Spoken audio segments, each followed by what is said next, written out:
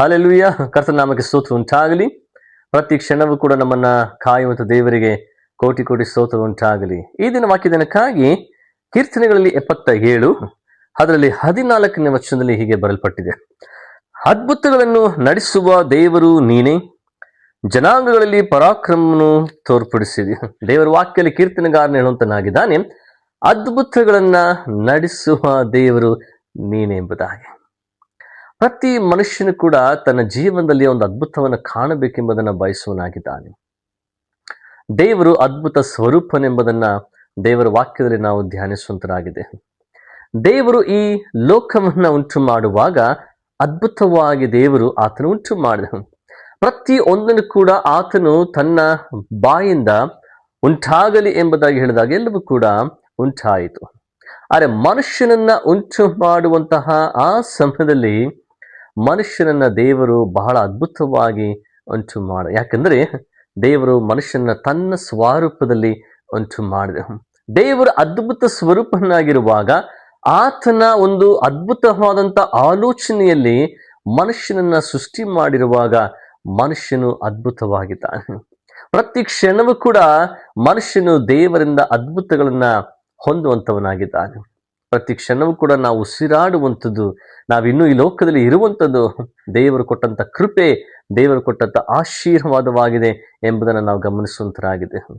ದೇವರು ಈ ಲೋಕದಲ್ಲಿ ಅನೇಕರ ಜೀವಿತಗಳಲ್ಲಿ ದೇವರ ಅದ್ಭುತಗಳನ್ನು ಮಾಡಲಿಕ್ಕೆ ಬಯಸುವನಾಗಿದೆ. ಅಂದ್ರೆ ಯಾರು ಆತನಲ್ಲಿ ನಂಬಿಕೆ ಇಡುತ್ತಾರೋ ಅವರ ಜೀವಿತದಲ್ಲಿ ಅದ್ಭುತಗಳನ್ನ ಮಾಡುವಂತಹ ದೇವರಾಗಿದ್ದಾನೆ. ಇವತ್ತು ನಿಮ್ಮ ಜೀವನದಲ್ಲಿ ಅನೇಕ ವಿಷಯಗಳಿಗೋಸ್ಕರವಾಗಿ ನೀವು ಪ್ರಾರ್ಥನೆ ಮಾಡ್ತಿರುವಾಗ, ದೇವರೇ ಇದೊಂದು ಅದ್ಭುತವನ್ನು ನನ್ನ ಜೀವಿತದಲ್ಲಿ ನಡೆಸು ಸ್ವಾಮಿ ಎಂಬುದನ್ನು ನೀವು ಬೇಡಿಕೊಳ್ಳುವಾಗ, ನಂಬಿಕೆಯಿಂದ ಪ್ರಾರ್ಥಿಸುವಾಗ ದೇವರು ಆ ಅದ್ಭುತವನ್ನ ನಿಮಗೋಸ್ಕರವಾಗಿ ಮಾಡುವಂತ ದೇವರಾಗಿದ್ದಾನೆ. ಯೇಸು ಕ್ರಿಸ್ತನ ಮೂಲಕರಿದ್ದಾಗ ಅನೇಕ ಅದ್ಭುತಗಳನ್ನ ಆತನು ಮಾಡಿದವನಾಗಿದ್ದಾನೆ. ಬಲಹೀನರನ್ನ ದೇವರು ಸ್ವಸ್ಥತೆ ಪಡಿಸಿದ, ಅನೇಕರನ್ನ ಗುಣಪಡಿಸಿ, ಅನೇಕರಿಗೆ ಆರೋಗ್ಯವನ್ನ, ಬಲವನ್ನ, ತನ್ನ ಕೃಪೆಯನ್ನು ಆತನು ಕೊಟ್ಟಿರುವಾಗ ಆತನು ಅದ್ಭುತ ಸ್ವರೂಪನಾದಂತಹ ದೇವರಾಗಿದ್ದಾನೆ. ನಿಮ್ಮಲ್ಲಿ ಬಾಧೆಗಳು, ವ್ಯಾಧಿಗಳು, ತೊಂದರೆಗಳು, ಅನೇಕ ವಿಧವಾದಂತಹ ಶಾರೀರಿಕವಾದಂತಹ ಸಮಸ್ಯೆಗಳಲ್ಲಿ ನೀವು ಹೋರಾಡುತ್ತಿರುವುದಾದರೆ ದೇವರಲ್ಲಿ ನಂಬಿಕೆ ಇಡಿರಿ, ದೇವರಲ್ಲಿ ವಿಶ್ವಾಸವಿಡಿರಿ. ಆತನು ಅದ್ಭುತಗಳನ್ನು ಮಾಡುತ್ತಾನೆ, ಬಿಡುಗಡೆಗಳನ್ನು ಕೊಡುತ್ತಾನೆ, ಸ್ವಸ್ಥತೆ ಕೊಡುತ್ತಾನೆ ಎಂಬುದಾಗಿ ನೀವು ನಂಬಿಕೆ ಇಟ್ಟು ಆತನನ್ನು ಸ್ತುತಿಸುವಾಗ, ಆರಾಧಿಸುವಾಗ ದೇವರ ಅದ್ಭುತವನ್ನ ಮಾಡುತ್ತಾನೆ. ದೇವರ ವಾಕ್ಯ ಹೇಳುತ್ತದೆ, ಯಾರು ದೇವರಲ್ಲಿ ನಂಬಿಕೆ ಇಡುತ್ತಾರೋ ಅವರು ದೇವರ ಮಹಿಮೆಯನ್ನ ಕಾಣುವಂತರಾಗಿದ್ದಾರೆ. ದೇವರ ಮೇಲೆ ವಿಶ್ವಾಸವಿಡುವಾಗ ದೇವರು ಅದ್ಭುತಗಳನ್ನ ಮಾಡುತ್ತಾನೆ. ಅನೇಕರಿಗೆ ಗುಣಪಡಿಸುವಾಗ ಯೇಸು ಹೇಳಿದನು, ನಿನ್ನ ನಂಬಿಕೆಯೇ ನಿನ್ನನ್ನು ಸ್ವಸ್ಥತೆ ಮಾಡುತ್ತೆಂಬುದಾಗಿ. ದೇವರು ನಿಮ್ಮ ಜೀವಿತಗಳಲ್ಲಿ ಅದ್ಭುತಗಳನ್ನ ಉಂಟು ಮಾಡಲಿಕ್ಕೆ ಆತನು ಬಯಸುವಂತ ದೇವರಾಗಿದ್ದಾನೆ. ಪ್ರಿಯರೇ, ಇವತ್ತು ನಂಬಿಕೆ ನಾವು ಹೊಂದಿಕೊಂಡಿದ್ದೇವಾ? ವಿಶ್ವಾಸವನ್ನು ನಾವು ಹೊಂದಿಕೊಂಡಿದ್ದೇವಾ? ಕ್ರಿಸ್ತ ಯೇಸುವಿನಲ್ಲಿ ನೀವು ನಂಬಿಕೆ ಇಡುವಾಗ ನಿಮ್ಮ ರೋಗ, ತೊಂದರೆ, ಸಮಸ್ಯೆ, ಬಾಧೆಗಳು ಏನು ಇದ್ರೂ ಕೂಡ ಆತನು ಬಿಡಿಸಿ ತನ್ನ ಅದ್ಭುತವಾದಂಥ ಶಕ್ತಿಯನ್ನ ನಿಮ್ಮ ಜೀವಿತದಲ್ಲಿ ತೋರ್ಪಡಿಸಲಿಕ್ಕೆ ಆತನು ಬಯಸುವನಾಗಿದ್ದಾನೆ. ಆತನು ನಿಮ್ಮಿಂದ ಎದುರು ನೋಡುವಂಥದ್ದು ಒಂದೇ, ಅದು ಆತನಲ್ಲಿ ನಂಬಿಕೆ ಇಡುವಂಥದ್ದಾಗಿದೆ.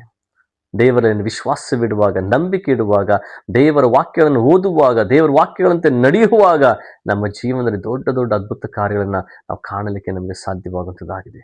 ಹಾಗೆ ದೇವರು ಮಾಡಲಿಕ್ಕೆ ನಮಗೆ ಸಹಾಯ ಮಾಡಲಿ. ಪ್ರಾರ್ಥನೆ ಮಾಡೋಣ.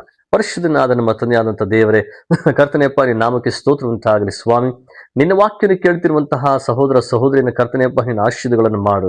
ಅವರ ಜೀವನದಲ್ಲಿ, ಅವರ ಶರೀರದಲ್ಲಿರುವಂತಹ ಎಲ್ಲ ಹೋರಾಟಗಳು, ಬಲಹೀನತೆಗಳು, ರೋಗಗಳು ನಜರೇತಿನ ಯೇಸುವಿನ ಅಧಿಕಾರ ನಾಮದಲ್ಲಿ ಸ್ವಸ್ಥತೆ ಉಂಟಾಗಲಿ ಎಂಬುದಾಗಿ ನಾನು ಪ್ರಾರ್ಥನೆ. ಸ್ವಾಮಿ, ಬಿಡುಗಡೆನ ದಯಪಾಲಿಸು ರಾಜ, ಸ್ವಸ್ಥತೆಯನ್ನು ದಯಪಾಲಿಸು ಸ್ವಾಮಿ. ನೀನು ಕರ್ತನೆಯಪ್ಪ ಆರೋಗ್ಯವನ್ನ, ಬಲವನ್ನ ಕೊಟ್ಟು ಸ್ವಾಮಿ ಆಶೀರ್ವದಿಸುವಂತ ದೇವರು ನೀನಾಗಿರೋದಕ್ಕಾಗಿ ನನಗೆ ಸ್ತೋತ್ರವನ್ನು ಸಲ್ಲಿಸುತ್ತಾ, ನೀನು ಅದ್ಭುತ ಸ್ವರೂಪನಾಗಿರೋದಕ್ಕಾಗಿ ನನಗೆ ಸ್ತೋತ್ರ ಮಾಡುತ್ತಾ ಯೇಸುವಿನ ನಾಮದಲ್ಲಿ ನಂಬಿಕೆಯಿಂದ ಬೇಡಿ ಹೊಂದಿದ್ದೇವೆ ನಮ್ಮ ತಂದೆಯಾದಂತಹ ದೇವರೇ, ಆಮೆನ್.